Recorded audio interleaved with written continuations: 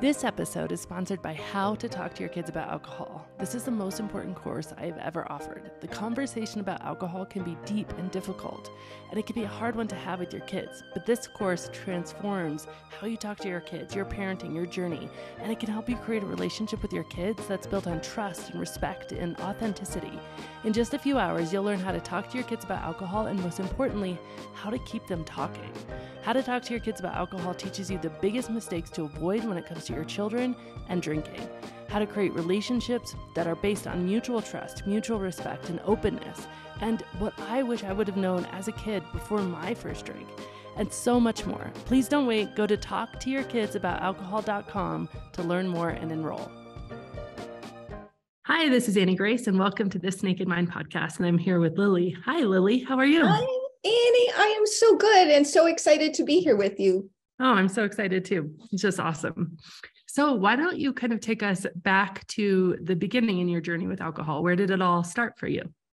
Well, I think like for everybody, the answer to that question changes over time. And as I've spent time with it over the past few years, I think it all started with the big lie, because none of this would have happened without that big lie in place. And I came from a family where my parents were heavy drinkers. And, that's where the big lie shows up, right? And they believed that that was how they were going to get ahead with their careers. And that was how they were going to have fun. So I believed as a kid, that's how you get ahead with your career. And that's how you have fun. And then I had some trauma happen when I was quite young. And that sent me on a trajectory of really, I would say, serious depression, like dangerous depression. So I think that, I did the classic drinking in high school. But I also think even then I was drinking because I was so deeply depressed and traumatized. And I think that I didn't have access to any of my emotions. I remember later, so, fast forward into my early 20s, it was really dangerously depressed.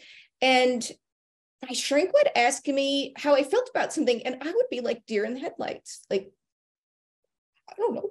I didn't know what a feeling was. I had them so clamped down because I thought it would be super dangerous to feel.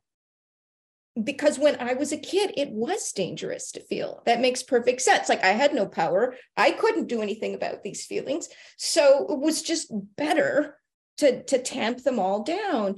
And working with my therapist, I decided that if I was going to live, it was going to be on my terms. And so I started having this amazing life. And I was always a bit adventurous. And so I was doing things like I was saving up my money for 3 years. I was a computer engineer, save up for 3 years, go travel. Like, how much fun is that? I had no kids. I had a couple cats, but, I just didn't have anything but fun and adventure. And through my therapist, I will never forget this moment. She told me that not everybody, I'm glad you're sitting down for this, Annie. Not everybody has a drink the second they walk in from work at the end of the day. What? You could have knocked me over with a feather. I'm like, that's all I've ever seen. Daddy gets home, mom's got a drink for him. And that's just how life was. And when she told me that, and I was like you, I was training in a martial art and I was really enjoying it. So I was training hard and loving my life. And I had just quit drinking naturally. And so I thought I was good. And here's where the big lie part 2 comes in. I believed, like probably everyone listening to this believed at some point, that only bad people became alcoholics, right? Only the people who didn't have any discipline. That wasn't me. They weren't as smart as me. They were immoral. They were whatever. Those were the people that got addicted to alcohol. I volunteered, Annie. I was this totally nice person who is completely disciplined. And so I had something happened in my early 40s. And if this was like a scary movie, this is when the scary music would cue on, because this is when the big mistake happened. I believed I could take a shortcut. And I thought I still had mad skills with learning how to process emotions, having been through the therapy and living this brilliant life, but I thought I could cheat. And I thought, oh, you're going to love this. I'll just drink for a year. And then starting next January, I'll stop. Because I'd always been able to stop before. I was someone who would, study. Computers were hard work in college. And so I would study really hard during the semesters, would not drink, party like a rock star on the weekends, on the breaks. And I stopped naturally with my therapist. And so I just thought, big lie shows up again. If you're this good person, you'll just be able to stop like that, because only bad people get addicted. And so when that January came around, I tried to stop and I couldn't. Mm-hmm. But it wasn't that big a deal because I wasn't, I was just like a half a bottle of wine in. I thought, well, this is okay. I'll be okay. I'm still running. I'm still totally healthy. Everything's good. But then every time I tried to stop, Annie, it got worse. And so I went from a half a bottle to 3/4 of a bottle. And I'd stop for 6 months or even a year. And then it would come back and it would be worse. And you know what killed me in the end? Stinking keto. And I have talked to so many people who the same thing happened to. Because if you're following keto, you're excited because you can still drink, but you want to drink something that's really low carb. So I went from my wine, which at this point I was like at 3/4 of a bottle a night, to vodka and lemon juice. And holy moly, thanks to tolerance and everything else, the drinking just really escalated. And at this point, I was really getting scared because I'm a disciplined person. I've always been able to do anything I set my mind to, and I couldn't stop. Oh. And then you've heard it a million times, the waking up at 3 a.m. feeling like, oh my God, I did it again.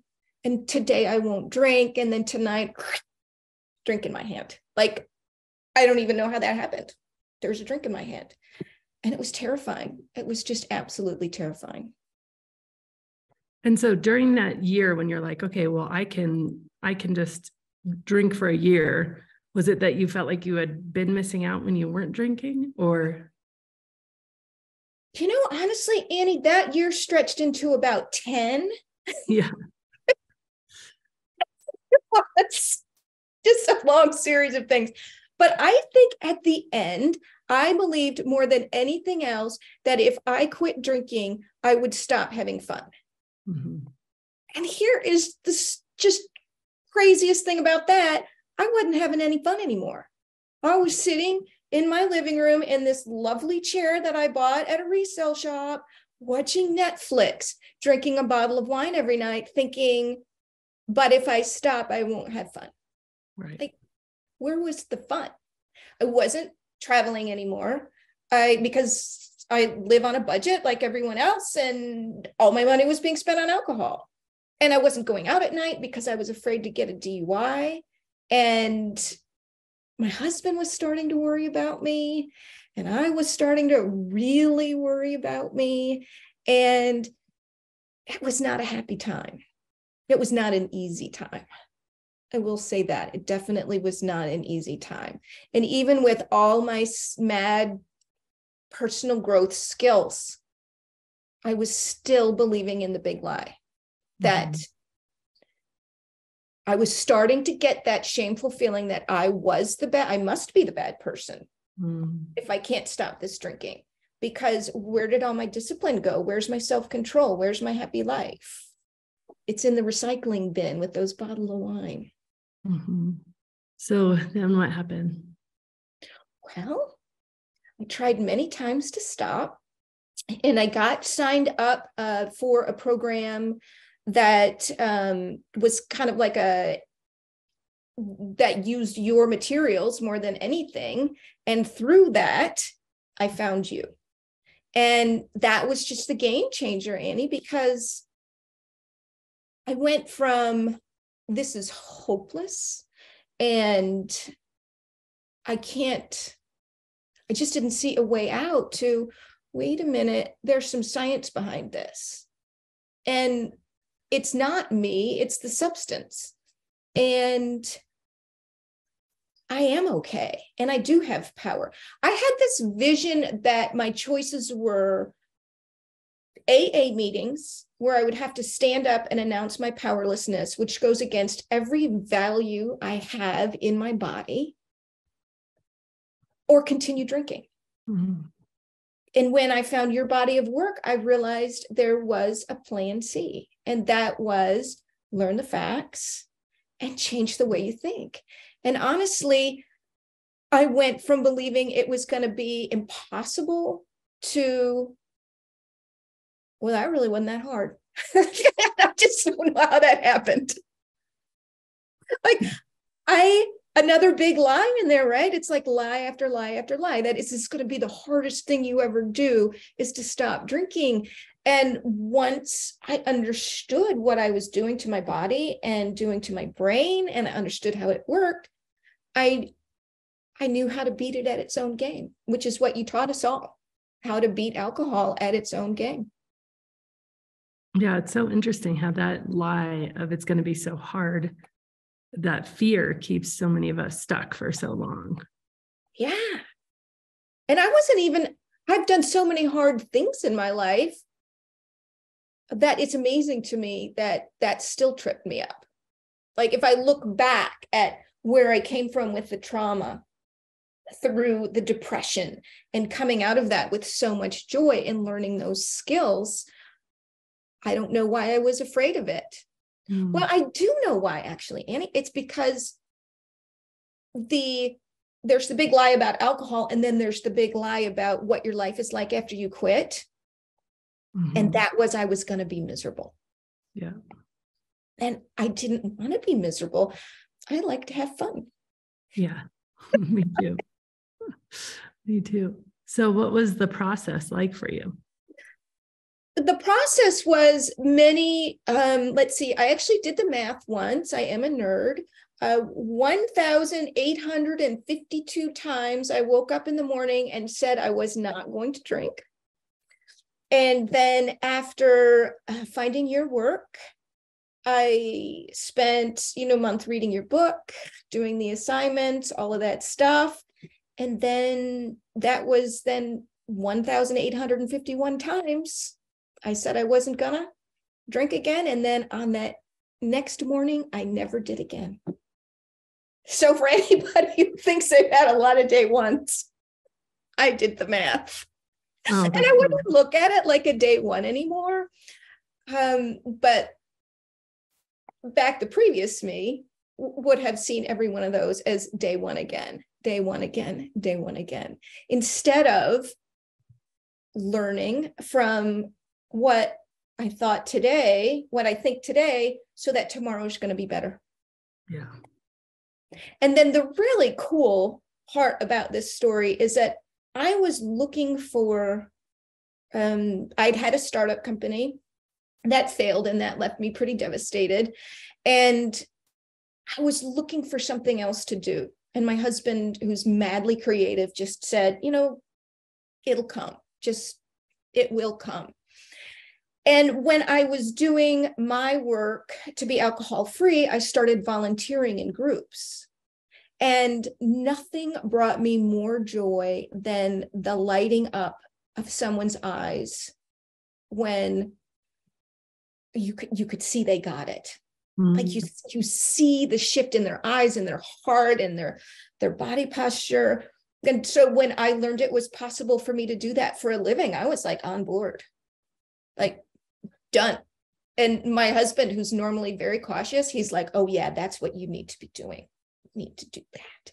So not only did I go from being completely hopeless and helpless and almost despondent, I came to this vibrancy and now have a new career. And honestly, the big shocker of this story is I'm a morning person. I never knew that without alcohol.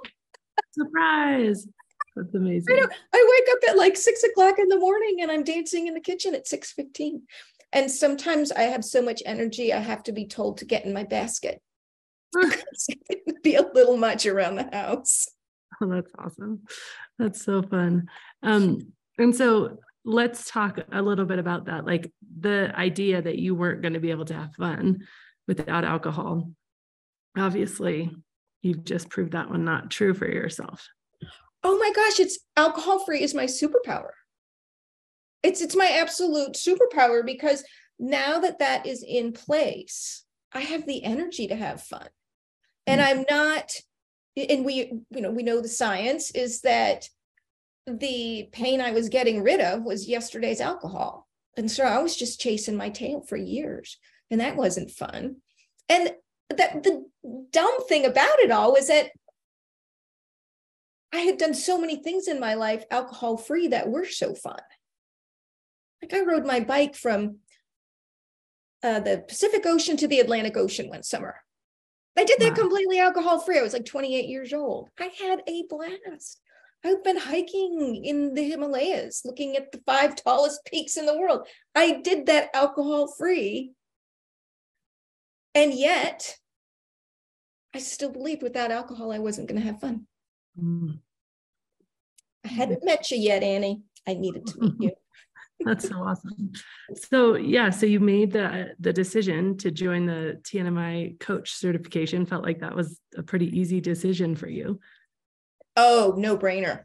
Just that was it. I knew that's what I wanted to do. There was no, and we were just going to figure out how to make it happen. And how has it been? Oh my gosh.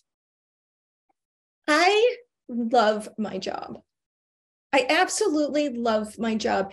And even when the people I'm working with they feel like they're struggling and not getting anywhere, I can see them making progress.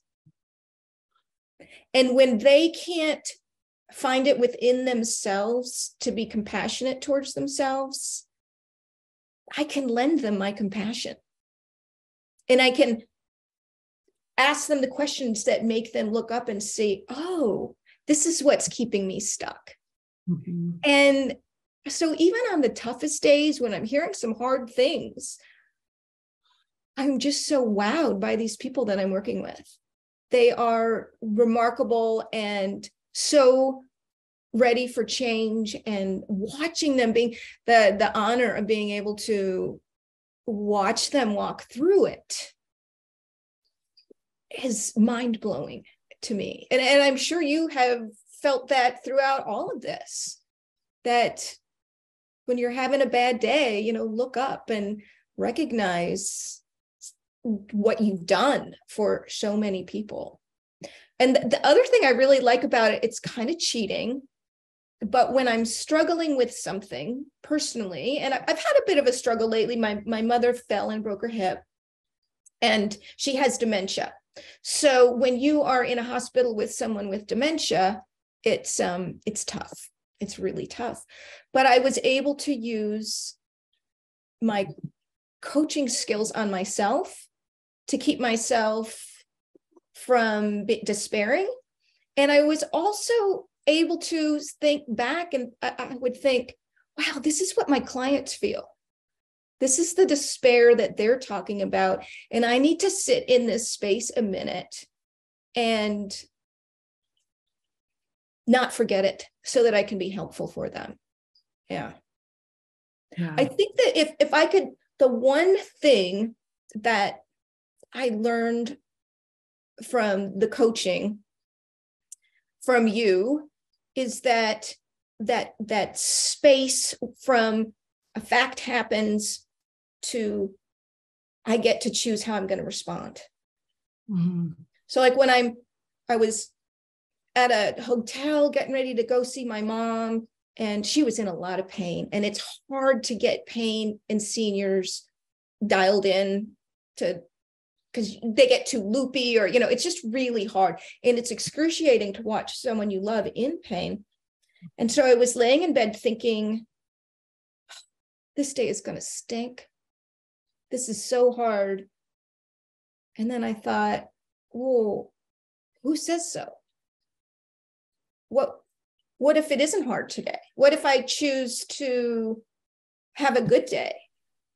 And at that moment, from, learning that from the This Naked Mind work, applying it to myself instead of just on my clients, I just decided I'm going to have a good day no matter what. And I cut up with the dude coming up in the elevator. So I approached my mom's floor laughing. And instead of choosing to be sad about her situation, I was grateful I could be there to help.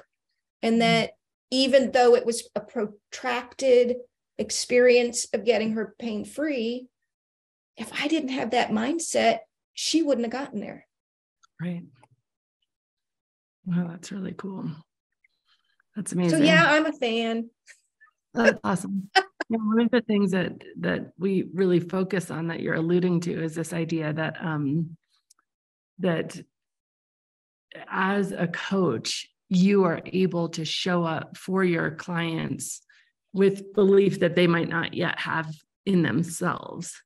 And I think that's so powerful because, in This Naked Mind, like the key to all of it is really self-compassion and positive emotion, right? And that's actually true according to science. Those are the things that create lasting change without pain, lasting change that you really believe in. And if you consider any time in your life where you've made a significant change and you reflect back on it and you think, okay, how was I feeling when that actually, like, that changed for good? Usually if it changed for good, you were feeling good. And if it changed like indefinitely, you were feeling probably in a lot of pain and uncomfortable. And so that just wasn't sustainable and you went back to it. And so I think that with compassion, well, how do you awaken that? Because it feels so hard for some people, for all of us really as human beings, if I'm being honest, to have compassion for ourselves. So the question is how? And I think one of the things, like the gift that you can give as a coach is you can have it for somebody when they are failing to have it for themselves. Like you can't do the work for them. You can't obviously change their behavior for them, but you can show up in a way that that is not tough love or anything. It's just really compassion and help them see that they're not broken and help them, like you say, not believe in the big lie that in order to, be stuck, it means there's something wrong with you. Right. I recently was talking with someone and they'd had a big shift. And I really love to celebrate those shifts because just as you said that, how we make it stick is through that celebration of we got it right. And this is working. So the shift came and we were able to connect that back to the reason that shift came was because she found compassion for herself. And she could then speak to, oh, I get really stuck when I'm in that shame cycle. And when I let go of that shame cycle, I start making the progress that I want. And to me, that's one of those moments I was talking about where you're just like, oh, it's so exciting because they shifted. And like I said, you could see it in them. You can see it in their eyes and you can see it in their body language. And they're so joyful to have that weight lifted. Yeah. And so I think, yes, that compassion piece. And it's hard because we're trained to think that self-compassion is some egocentric thing. Mm-hmm. Like I think too much of myself or, whatever. Whereas shame was a 70s parenting style. Right. And, compassion was not part of that equation. We should be ashamed of ourselves. We should not be giving ourselves compassion. Yeah. Right. And then it keeps us so stuck. And I think sometimes you need in a strange way, someone else to just tell you it's okay. Like, it's okay to have compassion for yourself. It's okay to let yourself off the hook. And, we're so afraid that, oh my gosh, well, if I do that, if I let myself off the hook, if I have any compassion for myself, then I'm just going to go you don't know me and you don't know my story. I'm just going to go all the way down the toilet, like all the way off the rails but over and over. And now with hundreds of thousands of people, it's the same story where like we as human beings can actually be trusted with ourselves. Like we will do the right thing when we really do learn how to show up with compassion first. Well, like it's compassion with responsibility. We're not just saying, we say, let yourself off the hook, but take responsibility. I think sometimes when we stay in that shame cycle, what are you doing about it? Well, I'm feeling bad. Well, that's not actually doing anything. Right. You gotta actually do something. And that shame is keeping us from doing that something. So yes, we're letting ourselves off the hook, but we're also taking accountability and responsibility for our behaviors. Which is interestingly much, much, much easier to do when you're not stuck in a shame cycle, when you're not beating yourself. I think it's almost impossible to do when you're stuck in shame. Yeah. I think that is just like the stick in the spoke that you're just not going to get anywhere till you take that out. Yeah, that's so true, because shame just keeps us, it's so painful for us that we will do anything to find either self-medication right out of it, keep drinking. That's a main response, is that it creates so much pain inside of us to feel ashamed of ourselves that we will not be able to disrupt the pattern of drinking, or, we will not be able to take responsibility because we have to just psychologically look for someone or something outside of ourselves to blame because of the huge amount of pain that comes with feeling ashamed of yourself. Absolutely. Yeah. So that is the antidote to the big lie. Yeah, 100%. So Lily, in your experience, how has it been? How has the shift been? Like, how has it been socially? How has it been in your marriage? Oh, my goodness, Annie. I can go to IKEA with my husband and not get in a fight. I mean, my ability to, I just have so much patience. I think because I was so, probably mildly, I was probably hungover for 6 years. I find that when I'm sleep deprived and hungover, I'm kind of crabby and probably not that much fun to spend time with. And so I know that my husband is certainly enjoying, in fact, he said to me the other day, you're like the only person in the world I would want to live with because you're so fun around the house. We have a lot of fun around here. It's very joyful, and he's a musician and it's very creative. And I have found that I have twice as much energy, and I already had an enthusiasm disorder. So when you apply that energy level to the, enthusiasm I had, instead of being enthusiastic about sitting in a chair, drinking wine, watching Netflix, I'm enthusiastic about my life. I'm making plans for South Africa 2024 for my 60th birthday. Cannot wait. Mm-hmm. The relationship shift, I think, with my parents is especially striking. My father has passed, which was his time. He was also in a lot of pain. But the really special thing, Annie, is instead of feeling resentful, I was able to look at his life with compassion. Mm. And when I was able to look at his life as he was someone who was doing the best he could with what he had, instead of taking it very personally, everything that happened in my childhood that wasn't that great, it wasn't even, the forgiveness wasn't even necessary. It was just, all I wanted to do was help him get out of pain. And I know he had brought a lot of that pain on himself. But that's what I wanted to do. And with my mom, it's the same way. I'm not, something really interesting that shifted with my mom that is due to the work with This Naked Mind coaching, learning how to be a coach, is being able to look at her with curiosity rather than judgment. And she, like many mothers, could say something that would just rip through me and like cut me back down to a sniveling, 8-year-old with no power and that sick feeling in my gut that I've disappointed her again. And I hated that. And I hated when she did that to me. Mm-hmm. And when I looked at her with curiosity, what I found was she was doing that to the entire world because she was afraid. And then I could feel sad that she was afraid instead of becoming a sniveling 8-year-old. And I could help her with that.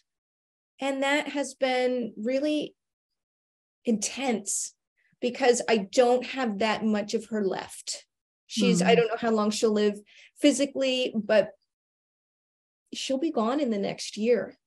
And so I realized this about her about a year ago, and it's been an amazing year with her.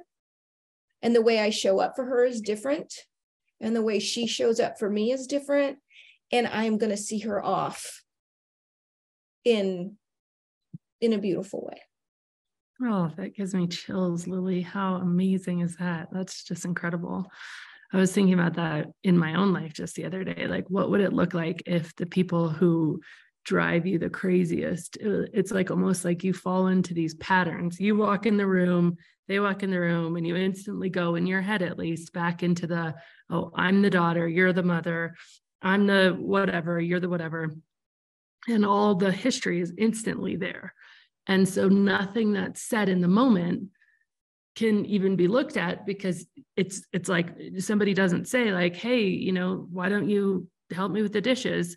Somebody says, why don't you help me with the dishes? And you hear 2 decades of nagging, right? And like, so in that moment, like you don't hear what's really being said. And I was thinking, what would it be like if you just sort of tried on, even in your mind, and I know this might sound super silly, but like just different identities. Like you walk in and you're like, okay, I'm not the daughter, I'm actually the boss. That's awesome. I love that. Like, help me with the dishes. I was like, oh, sure, I'll help you with the dishes because I'm the boss. Like, I don't know, just a different like servant leader, right? Servant leader. Right. Like, what would it look like to just be like, I'm just gonna pretend, act like I'm right, and just interrupt your pattern enough to be able to see somebody through a lens of curiosity where maybe you couldn't see it before. So anyway, I don't know. I need to flesh that idea out a bit more, but I was thinking about it. I was like, okay, for Thanksgiving, what if every place that I go, that I'm, fall right back into these old patterns with people? What if I just like show up and I'm like, oh, like we're strangers. Like, how would I treat you if I didn't know you or didn't know anything about you? Like, what if you were Cokie Roberts? What would Cokie Roberts ask?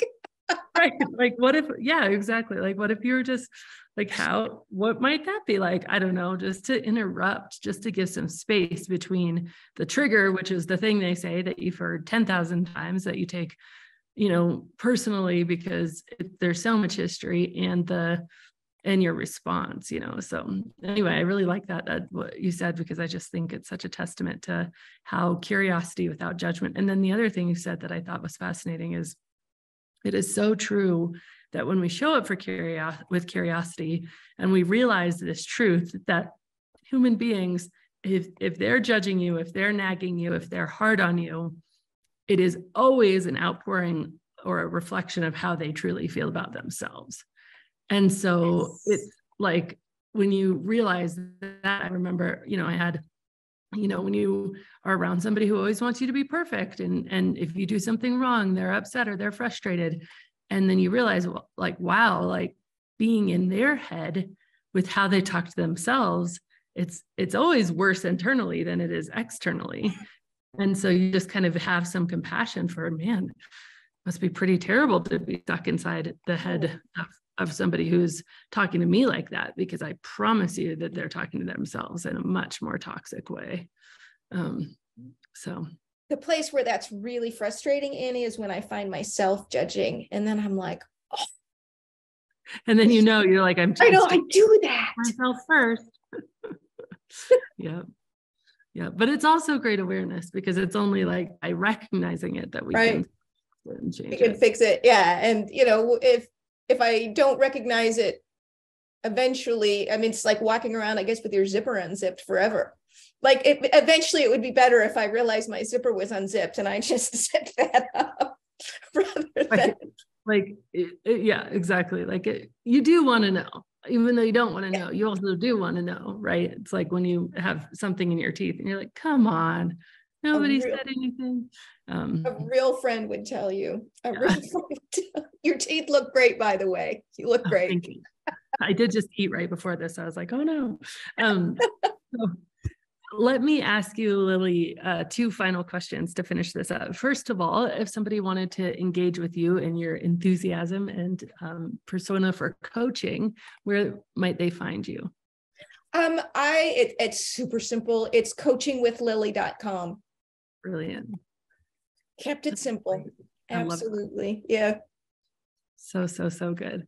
And then if you were going to go kind of back in time to the Lily who thought she could just quit and then she couldn't, and then every time she tried, it got worse and was feeling really stuck with her wine and her Netflix and her chair, what would you tell her about what life is like now? I would tell her that life is so rich and beautiful, and to just keep trying. Just don't give up. And I didn't give up. It's not within my nature to give up. Just keep trying, because it is a big lie. It all circles back to that big lie. And that alcohol is this magic thing you can sprinkle on everything. And it's like the, modern snake oil. It doesn't solve anything. And so life can be so joyful. Life is so joyful, alcohol-free. That's what I would tell me. Just do it. Don't believe the lie, Lily. So good.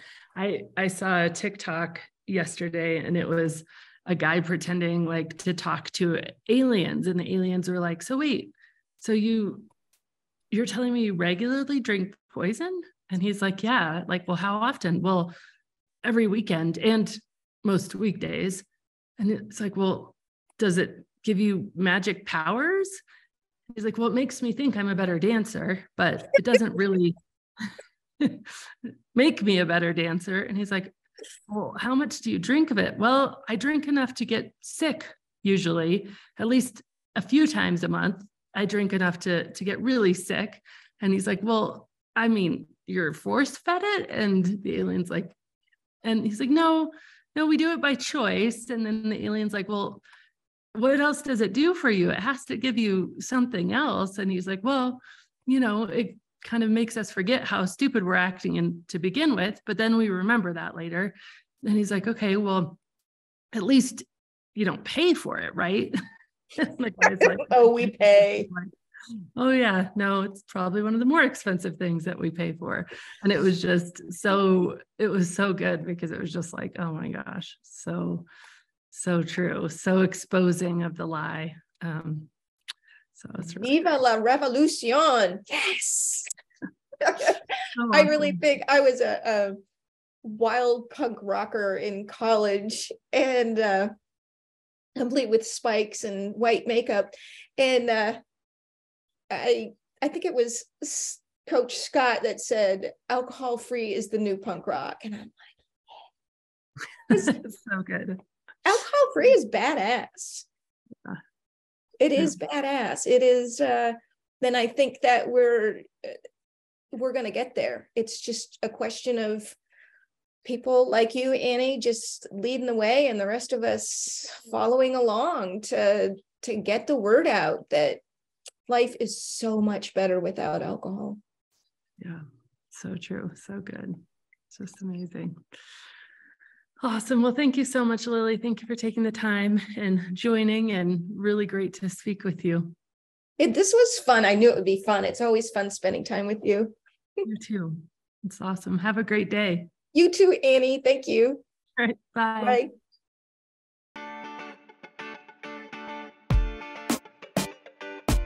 Wouldn't it be great if our children never had to go through the pain and challenges that we faced in our own relationships with alcohol? That's my greatest wish for my own kids, and it's why I created the most important course that I've ever offered, How to Talk to Your Kids About Alcohol. Now, even if you've struggled with alcohol and you're not sure what to talk to your kids about it, or if you want to create a relationship with your children that's based on mutual respect, mutual trust, and open communication, if you know that this conversation might be one of the most important you'll have with your kids and it just can't wait any longer, then this course is for you. It includes lifetime access to 6 video modules, a bonus recorded Q&A session where I answer questions from parents live, just like you, an interactive workbook, and our private and exclusive How to Talk to Your Kids About Alcohol online community, where you can connect with others who are also navigating this important conversation. Visit talktoyourkidsaboutалcohol.com to learn more and enroll today. And as always, rate, review, and subscribe to this podcast, as it truly helps the message reach somebody who might need to hear it today.